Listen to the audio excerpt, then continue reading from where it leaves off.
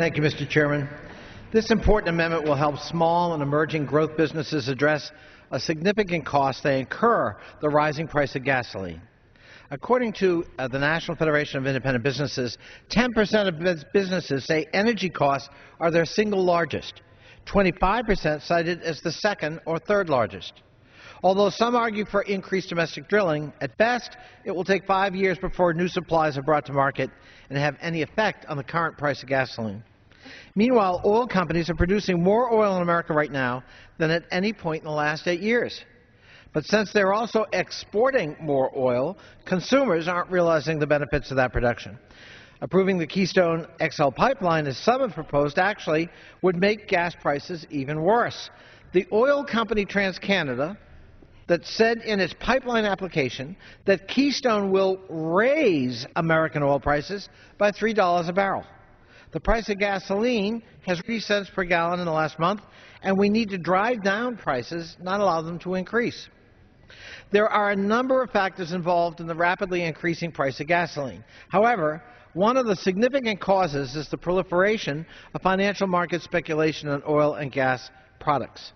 During the last gas price spike, Goldman Sachs estimated that speculation added $27 to the price of a barrel of oil. Just last week, Oil State Senator Tom Coburn of Oklahoma told the House Oversight Committee, on which I sit, that speculation is adding as much as 13 to 15% to the price of a barrel of oil right now.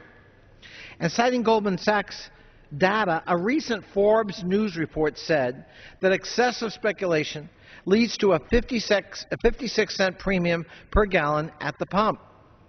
We cannot have financial institutions bidding up the price of oil solely to further their own pockets and needlessly drive up costs to consumers. Domestic demand for oil is at its lowest point in the last 15 years, but the price of gasoline is hitting new highs.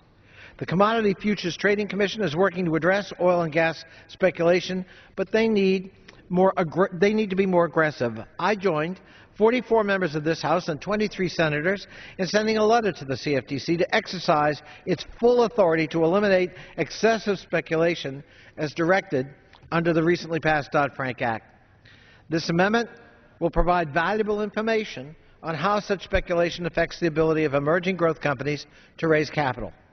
Access to capital remains a challenge for most entrepreneurs, and uncertain and often rising energy costs represent a potential impediment for startup companies trying to convince prospective investors that they have, in fact, a competitive business model. My simple amendment requires the Securities and Exchange Commission, in consultation with CFTC, to study the effects of oil and gas speculation in financial markets on the ability of emerging growth companies to access capital. This will enable the CFTC to better address such speculation and to better protect the ability of American entrepreneurs to raise the capital necessary to innovate and succeed in the competitive global market.